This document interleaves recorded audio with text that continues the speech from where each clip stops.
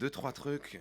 En termes de bilan, un peu de ce que j'ai entendu, effectivement un peu de perspective, et d'abord quelques tout petits conseils d'amélioration. Hyper chouette l'accueil, super les relations humaines, vachement bien les transports, le TGV, on arrive et tout, c'est super. À mon avis, deux endroits où on peut faire un peu mieux. Je ne sais pas si vous connaissez cette phrase de Gandhi qui dit « Montrer l'exemple n'est pas la meilleure façon de convaincre, c'est la seule ». Parce que souvent on me dit « Mais comment on peut faire pour essayer de convaincre ?» Je dis « En fait, vous ne pouvez pas convaincre quelqu'un contre son gré, mais vous pouvez essayer de montrer l'exemple. »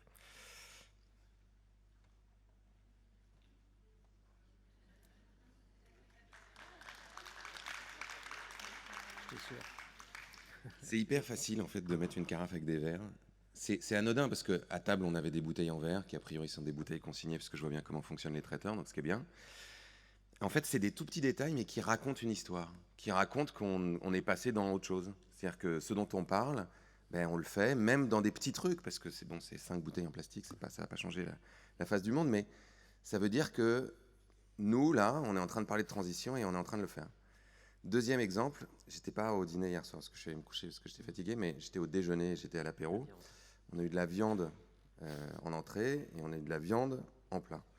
Quand on dit qu'on a besoin de passer vers une transition d'alimentation plus végétale, en gros, ce dont on aurait besoin, c'est 80% d'alimentation végétale pour 20% d'alimentation animale.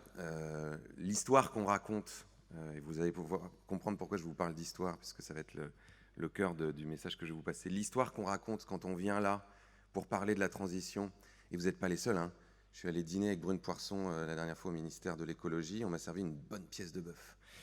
Et je lui ai dit, bah, super. Non mais vraiment, c'est-à-dire que je dis pas qu'il faut plus manger de viande, mais je sais pas comment c'était, hier soir c'était végétarien ou pas, le dîner? Oui, Non. oui. Ah oui. Oui, oui, oui. Bah, Oui, oui. Non. au moins un repas sur deux. Quand on a une entrée, un plat, bah, au moins un sur deux, on a de la viande. Si on veut justement être en transition, parce qu'après, il y en a d'autres qui vont dire oui, les ayatollahs, tout ça, on n'a plus le droit de manger de viande. Bon. Donc, ça, c'est des petits endroits d'amélioration qui sont encore une fois sur l'histoire qu'on raconte. La parité, en fait, depuis hier matin, il n'y a que des mecs sur scène, dont moi. Ah, tout à fait. Là, aujourd'hui, il y a une femme et on dit « Bon, vous êtes là, mais bon, vous êtes en binôme avec monsieur machin qu'on va voir en vidéo. » Ça va aller quand même. Ouais. Quand on est dans des sujets, justement, type transition, moi je fais un certain nombre de conférences, des rencontres en librairie, etc., c'est 70 à 80% de femmes qui viennent. Les gens qui achètent les bouquins sur ces sujets-là, que ce soit santé, alimentation ou même écologie, etc., c'est majoritairement des femmes. Et quand on en parle dans des cénacles institutionnels, c'est majoritairement des hommes. Donc je pense que c'est un sujet aussi qui est globalement un sujet dans la société sur qui a les responsabilités et qui est-ce qu'on envoie parler. Et je pense qu'on a des progrès à faire parce que pour le coup, en termes de sensibilité, les femmes passent aussi des choses qui sont complémentaires des hommes.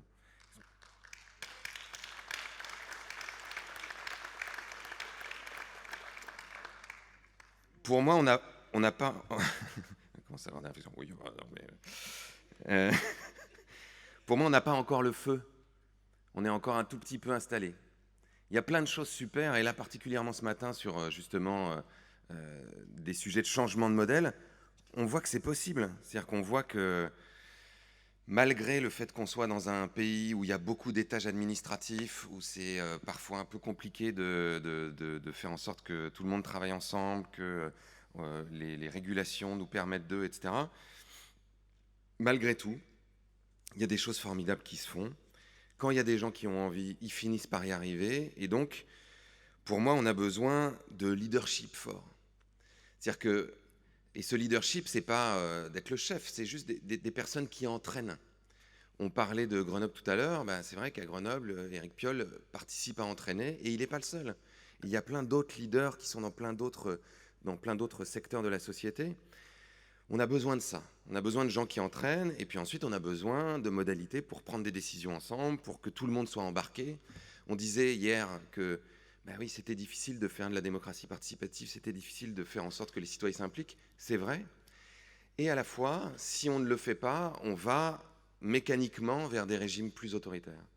Parce que la situation va continuer à empirer, que des mesures devront être prises quoi qu'il en soit, et que si on n'embarque pas un maximum de personnes pour participer à prendre les décisions, pour participer à la créativité, à avoir des idées, ça sera vécu comme quelque chose qui vient d'en haut et qui sera ouais, autoritaire, quoi. Enfin, moi, je commence à voir ça beaucoup. On a des libéraux, des gens comme Laurent Alexandre, pour ne pas le citer, Elisabeth Chemla, qui commencent à nous attaquer très fort en disant les Khmers verts, c'est de l'autoritarisme, c'est de la dictature verte, c'est le retour du communisme. Enfin bon, on a droit à peu près à tout, quoi.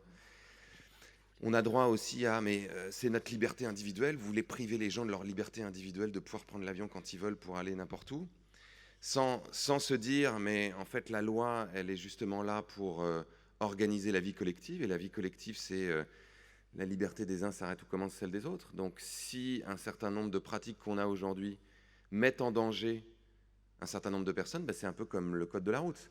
C'est-à-dire qu'à ce compte-là, on peut dire que c'est totalement liberticide, qu'on n'ait pas le droit de rouler à 150 km/h dans le cœur de Metz. C'est vrai, c'est ma liberté, quoi. J'ai le droit. Merde, putain, j'ai acheté une bagnole avec un V8, je sais pas quoi. Ben non, parce que c'est dangereux. C'est-à-dire qu'il y a des gens qui peuvent mourir. Ben, le changement climatique, on est en train d'arriver à ces extrémités-là. C'est-à-dire qu'il y a des personnes sur la planète qui vont mourir à cause du changement climatique. Il y en a d'autres qui vont vivre dans des situations très compliquées. Donc à partir du moment où on entérine que ce sont des dangers collectifs, ça demande qu'on prenne des mesures collectives qui nous protègent. Dernière chose, bon, ça va encore, j'ai encore un peu de temps. Qu'est-ce qu'on peut faire pour entraîner un maximum de personnes derrière nous? C'était une question qui était aussi assez récurrente hier. Je crois, et c'était un peu mon sentiment là, dans cette journée et demie, que parfois on est bloqué dans des discours un peu techniques, un peu techno, un peu on se parle de trucs. Honnêtement, c'est pas ça qui embarque les gens. Vraiment, c'est sûr. C'est pas les chiffres, c'est pas les mécanismes, c'est pas les trucs de loi. Donc là, je comprends que vous êtes entre vous, donc vous vous parlez cuisine, c'est normal.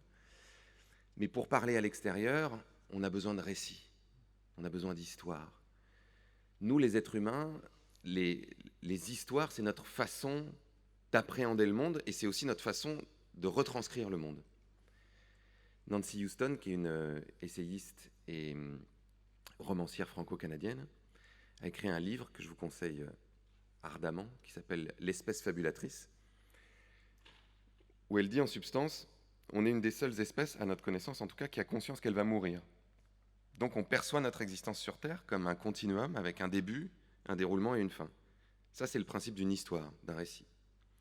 On est aussi une espèce, ça c'est Harari, l'auteur de Sapiens, qui le dit, qui est très subjective.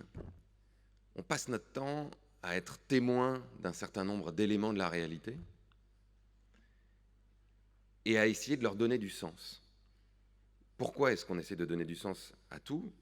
Notamment parce qu'on sait qu'on va mourir et qu'on a besoin de comprendre quel est le sens de cette trajectoire sur cette planète.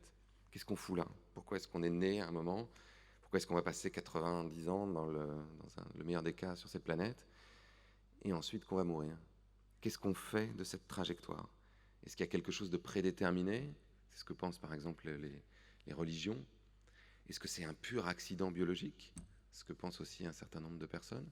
Que la conscience est un accident de l'histoire. Il y a un certain nombre de scientifiques qui pensent que c'est un virus qui à un moment a opéré une mutation chez les primates et qui font qu'aujourd'hui on a la conscience et donc la capacité de formuler le langage, les pensées.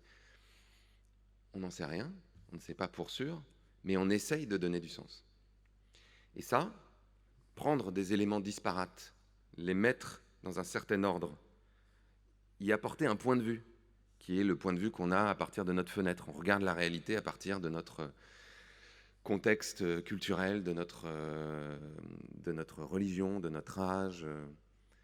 Ça, c'est le propre de raconter une histoire. Raconter une histoire, c'est ça.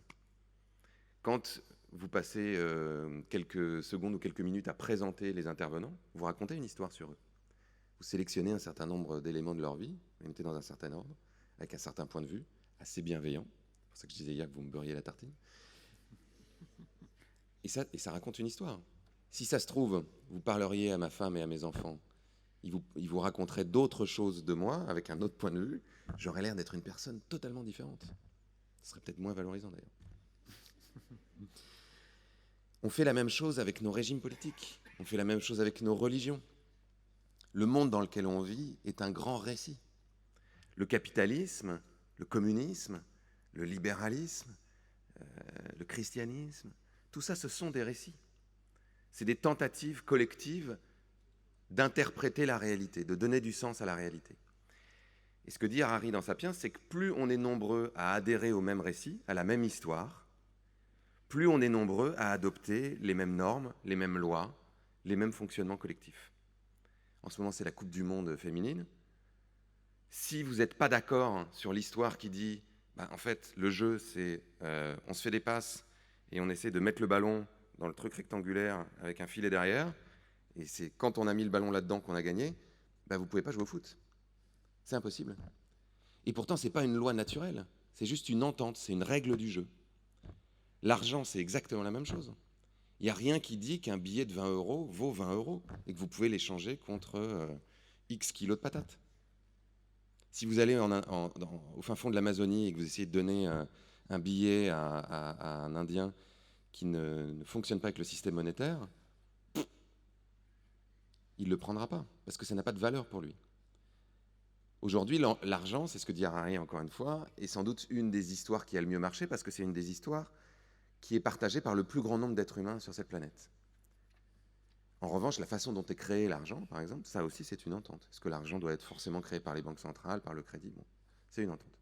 On a tendance à oublier ça et à prendre la règle du jeu, le récit dans lequel on vit, pour une réalité immuable. Elle n'est pas immuable. Nous avons la possibilité de changer cette règle du jeu. Comment?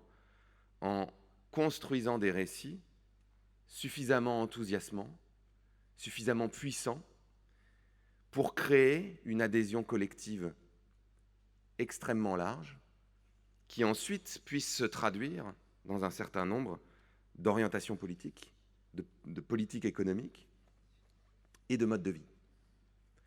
Le récit actuel, il a une force de frappe énorme puisqu'il est colporté à longueur de journée. Il est d'abord colporté à l'école, puis ensuite par les médias, beaucoup par la publicité. Quand vous regardez une publicité avec un type, parce que c'est toujours un type qui conduit une super grosse voiture, un SUV comme on disait hier, qui est en train de serpenter dans un paysage magnifique, au bord de l'eau, avec une falaise un peu escarpée, qu'il a une très belle femme à côté de lui, 2 enfants derrière qui ne font aucun bruit, qui ne font aucune miette sur les sièges. Vous vous rendez bien compte que c'est pas la réalité, ça. Si vous avez des enfants, vous avez déjà vu que c'est pas comme ça. Ça, c'est une histoire qu'on essaie de vous raconter pour vous dire, si vous achetez cette voiture, vous aurez un peu de tout ça. Cette très belle femme, ces très beaux enfants très sages, ce sentiment de liberté, cette capacité d'être quelqu'un dans la société, parce que vous avez cette belle voiture avec tout ce qui va avec tout le statut social qui va avec. Nous, on n'a pas cette puissance de feu aujourd'hui. On n'a pas la publicité à la mi-temps des matchs de foot et après le JT de TF1. En revanche, on a la possibilité, chacun d'entre nous, dans nos vies de tous les jours, de participer à élaborer ces récits. Quand Greta Thunberg commence à aller faire la marche pour le climat et qu'elle entraîne derrière elle des centaines de milliers, voire des millions de lycéens, ça construit une histoire. Une histoire d'ailleurs qui se réappuie sur des éléments moraux, en disant c'est immoral que votre génération laisse à notre génération un monde dans cet état-là. Cette histoire est suffisamment puissante pour que le 15 mars et le 24 mai, il y ait eu 1 500 000 personnes qui aillent dans les rues, principalement des étudiants, et qu'on ait les 2 plus grandes mobilisations pour le climat. Pour autant, cette histoire n'est pas encore assez puissante pour créer un changement systémique, parce que 1 500 000 dans le monde entier, c'est déjà chouette, mais c'est aussi le nombre de personnes qu'il y avait sur les Champs-Élysées quand on a gagné la Coupe du Monde en 1998. Simplement sur les Champs-Élysées, simplement en France. Donc on voit qu'en termes de récit, le foot est encore largement plus puissant que le climat.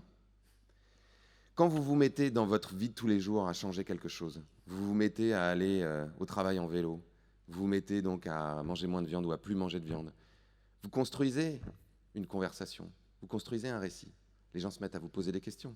C'est un peu moins le cas maintenant, mais enfin, quand on était végétarien il y a quelques années, moi j'ai été végétarien 2 ans strict juste après demain, la réaction des gens était parfois même ultra agressive. Donc vous créez une conversation, donc vous créez un récit, et donc potentiellement vous entraînez des personnes avec vous. Ce n'est pas forcément l'impact direct seulement de l'action que vous menez qui est importante, c'est la conversation que ça crée. Quand sur un territoire, vous commencez à dire, nous on va créer un territoire à énergie positive, c'est-à-dire qu'on va produire plus d'énergie renouvelable qu'on va en consommer, comme c'est le cas par exemple du Vorarlberg pour l'électricité aujourd'hui. Vous racontez une histoire. Quand vous dites, moi je vais devenir une ville zéro déchet comme San Francisco, vous racontez une histoire. Et le maire de San Francisco, au départ, n'était pas spécialement fan de cette idée de zéro déchet. Simplement, il s'est rendu compte que c'était une super bonne histoire à aller raconter un peu partout dans le monde.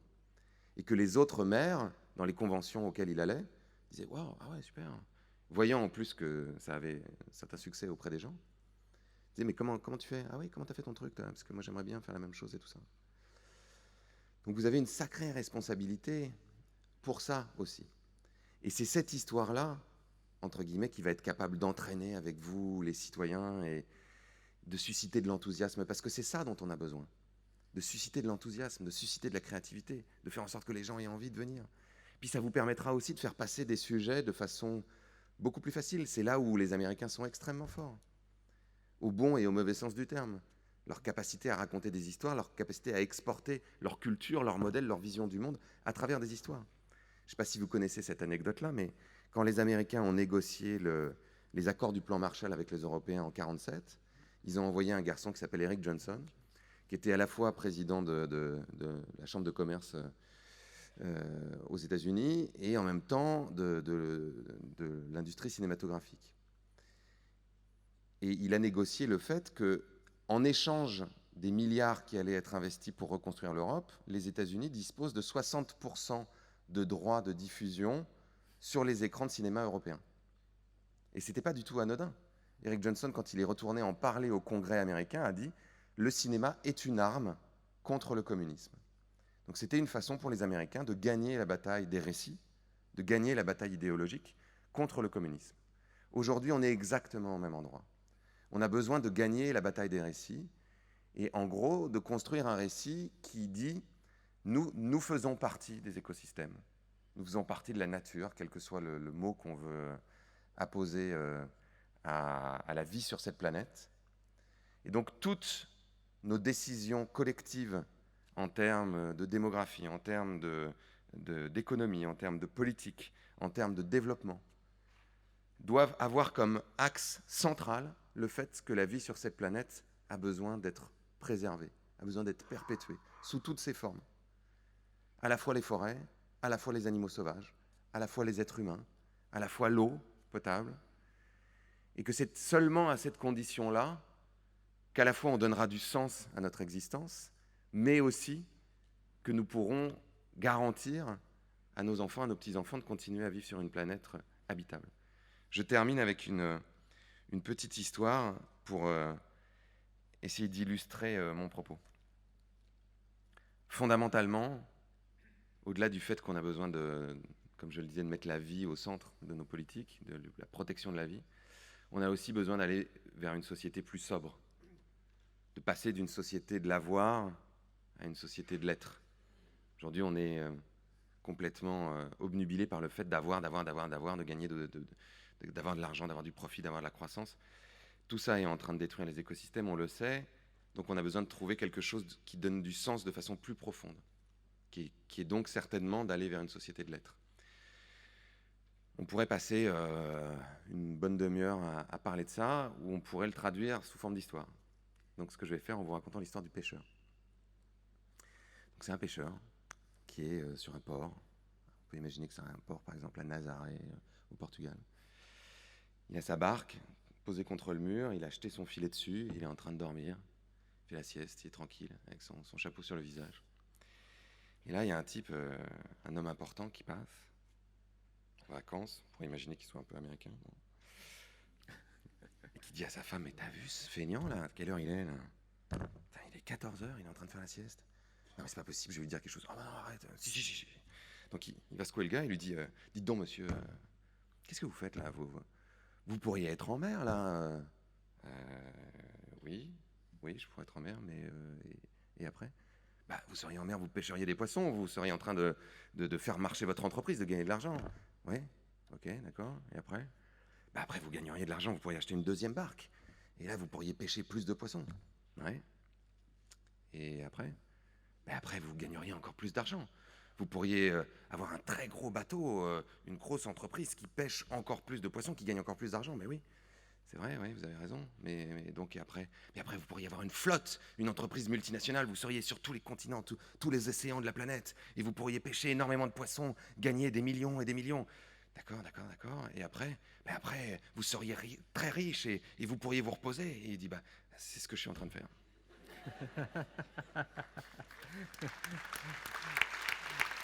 Merci beaucoup.